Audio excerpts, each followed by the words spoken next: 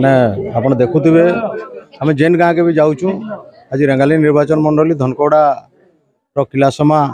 आ बर्तमान आम अच्छू इटा बलबसपुर गाँव में आपने देखुथिबे जिते बेले आम गाँ के आसचु गाँव में समस्त ग्रामवासी आमर संगे उत्साह सहकार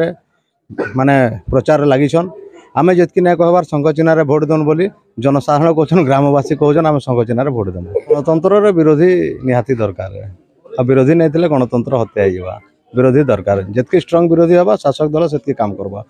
या विश्वास करछे अमित शाह अनेक थर ओडिशा गस्त कर प्रधानमंत्री नरेंद्र मोदी भी आसन जनता जनार्दन जनता जहाँ कि चाहे ताकि निश्चित भाव करेंगे माननीय मुख्यमंत्री को 25 वर्ष है माने शासक दलर माने नेता करिचन मुख्यमंत्री करिचन आगामी षष्ठ थर जनसाधारण निर्धारित कर सारी निश्चित भाव में षष्ठ थर मुख्यमंत्री हेबे।